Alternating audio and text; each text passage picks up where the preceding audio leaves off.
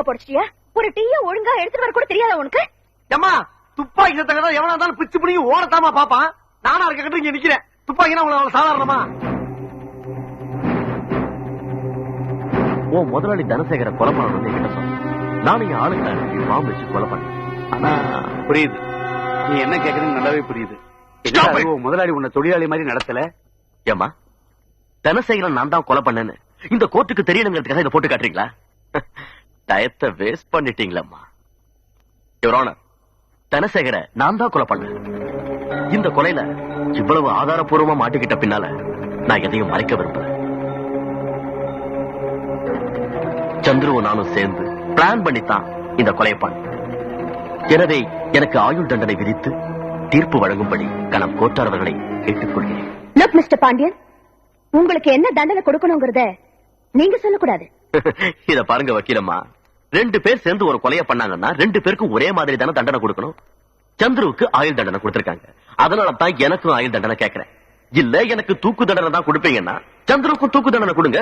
2 பேரும் சேர்ந்தே தொங்குறோம். நோ, தனசேகரன் நீங்க தான் திட்டம் போட்டு கொலை செஞ்சிருக்கீங்க. அந்த கொலைக்கும் சந்திரக்கும் எந்த விதமான சம்பந்தமும் இல்ல. அது எப்படிமா? இவர் தான் கொலையை பண்ணாரு நீங்க நிரூபிச்சிருக்கீங்க. நான் தான் அந்த கொலை செஞ்சேன்னு இவரும் ஒத்துக்கிட்டு இருக்காரு. இதையெல்லாம் நம்புற நீங்க சந்திரவும் சேர்ந்துதான் இந்த கொலை செஞ்சான்னு இவர் சொல்லும் போது அதை மட்டும் ஏன் நம்ப இருக்கிறீங்க? யுவர் ஆனர், மிஸ்டர் பாண்டியன் சொன்ன மாதிரியே மரண வாக்குமூலத்துல ஜீவா சந்துரு தான் கடைசியா சொல்லிருக்காரு. இந்த கேஸ்ல ஏற்கனவே தீர்ப்பு வழங்கியாச்சு. அதுக்கப்புறமும் சந்துரு அந்த கொலை செய்யல அப்படின்னு இந்த அம்மா சொல்றது ரொம்ப வேடிக்கையா இருக்கு. வேடிக்கையா மட்டும் இல்ல, மரண வாக்குமூலத்தையே இந்த அம்மா மதிக்காதது ரொம்ப வேதனையா இருக்கு. சட்டம் படிச்சவங்களே சட்டத்தை மதிக்கலன்னா வேற யார் சட்டத்தை மதிப்பாங்க? யுவர் ஆனர், ஒரு நீதிமன்றத்தில் கொடுக்கிற எல்லா தீர்ப்புகளுமே சாட்சிகளையும் தடயங்களையும் வச்சுதான் தீர்மானிக்கப்படுது.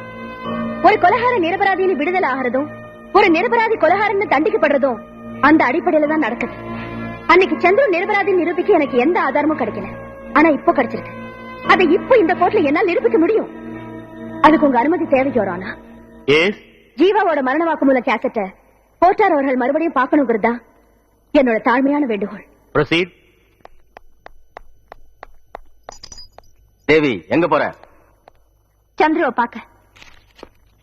போல உள்ள போ. அப்பா, உங்க பேச்ச கேட்டு நான் அவரை தப்பா நினைச்சதுனால்தான் என் சந்தோஷமே போச்சு.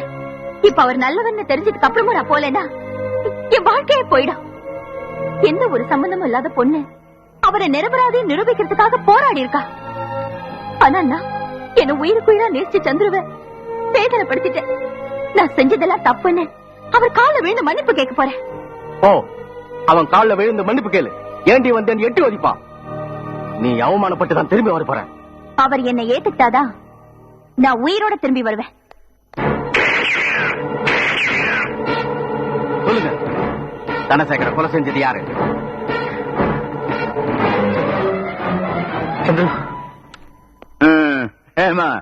இப்பவும் சந்திரன் தான் சொன்னாரு. இன்னும் எத்தனை தடவை டேப்பை போட்டாலும் சந்திரன் தான் சொல்ல போறாரு. என்னமா புதுசா ஆதாரம் கிடைச்சுக்குன்னு சொன்னீங்களே? யுவர் ஆனர், மரண வாக்குமூலம் கொடுக்க இருந்த ஜீவாவை கொலை பண்றதுக்காக துப்பாக்கியால ஒருத்தன் சுட்டான்.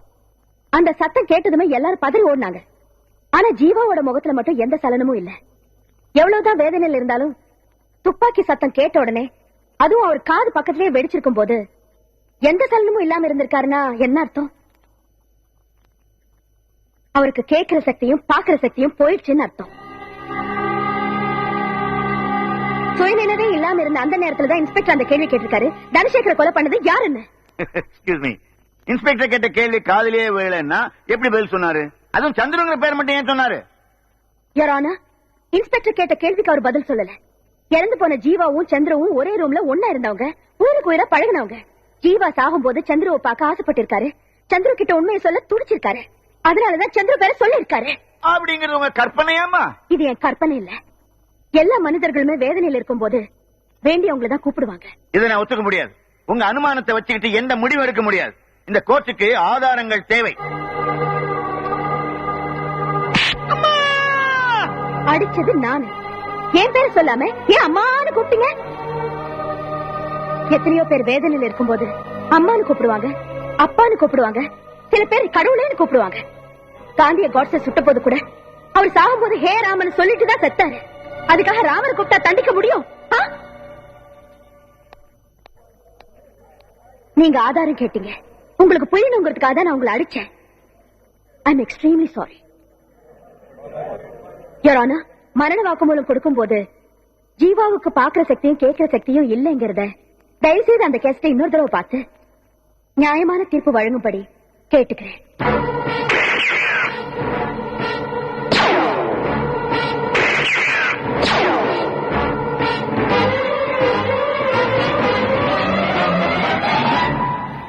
ஆயிரம் குற்றவாளிகள் விடுதலை செய்யப்பட்டாலும் ஒரு நிரபராதி தண்டிக்கப்படக்கூடாது என்ற நீதிமன்ற தத்துவத்தை நிரூபிப்பதற்காக பெருமுயற்சி எடுத்துக்கொண்ட ஜோதியை இந்த கோர்ட் பாராட்டுவதோடு தனசேகரை கொலை செய்த குற்றத்திற்காக பாண்டியனுக்கு ஆயுள் தண்டனை வழங்கியும் நிரபராதி சந்துருவை விடுதலை செய்தும் இந்த கோர்ட் தீர்ப்பளித்தது. Thank you your honour.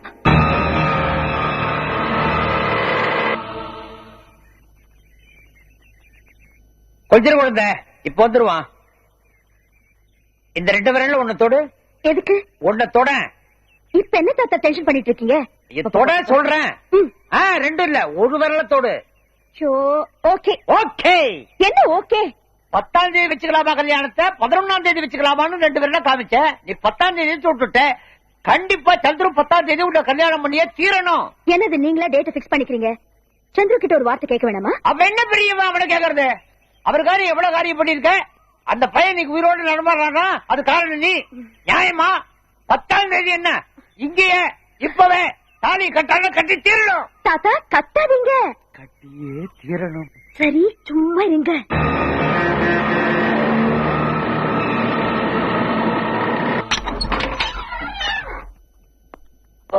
என்ன சந்திர திருப்பி எப்ப வருவ? மனுஷனை திருந்தவங்கடா டேய். மூஞ்சிகளை பாருங்க. Welcome welcome. Thank you. ரொம்ப நன்றிங்க. என்ன சந்திரு நீங்க போய்? தப்பு இல்லைங்க. எனக்காக நீங்க எவ்வளவுலாம் கஷ்டப்பட்டிருக்கீங்க. நான் யாருங்க? சொந்தம்னு சொல்லிக்கிறதுக்கு யாருமே இல்லாத ஒரு கேரா பிளாட்ஃபார்ம். எனக்காக நீங்க வந்து ஜெயிலுக்குள்ளே என் வாழ்க்கை முடிஞ்சிடும் நினைச்சேன். உங்களுக்கு எப்படி நன்றி சொல்றதுன்னு தெரியல. சந்திரு என்னப்பா நீ 3ஆம் வருஷம் மாதிரி பேசிக்கிட்டு? அவ கடமையை தானே செஞ்சா. பகவத்கீதையில என்ன தெரியுமா சொல்லிருக்கு? கடமையை செய், பலனை எதிர்பாராதே. தாத்தா மறுபடியும் ஆரம்பிச்சிட்டீங்களா? நீ தானமா சொன்ன எதையுமே படிச்சுன்னு சொல்லாதீங்க, பக்குவமா பாலிஷா சொல்லுங்கன்னு. அதனாலதான் கீதையில ஆரம்பிச்சு அந்த பாயிண்ட்டுக்கு வரலான்னு பார்த்தேன். எந்த பாயிண்ட்டுக்கு? அதை விட உனக்கு 10 ஓகேயா 11ஆம் தேதி ஓகேயா? எதுக்கு? சந்திரு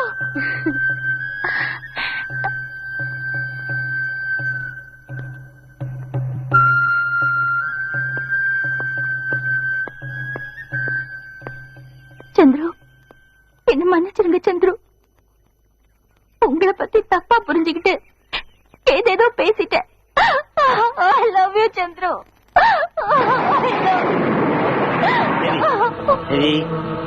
என்ன இது குழந்தையாட்டம்? அழக்கூடாது.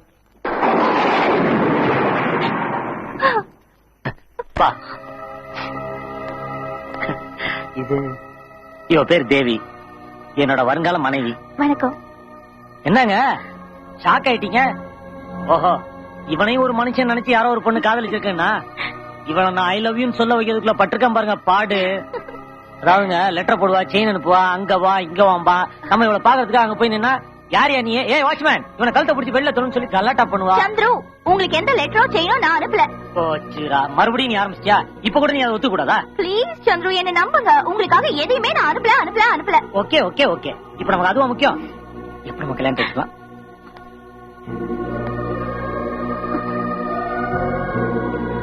பத்தா 11 2ல 1. இதுல 1 தொடு. இது ஐ 10 எனக்கு டபுள் ஓகே. ஏங்க எங்களுக்கு 10ஆம் தேதி கல்யாணம், நீங்க கண்டிப்பா வந்துடணும். ஜோதிம்மா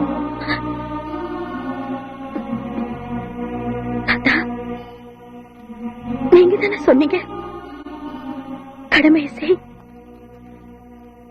பலனை எதிர்பார்க்காது. என் கடமை முடிச்சு போச்சு தாத்தா, என் கடமை முடிச்சு போச்சு.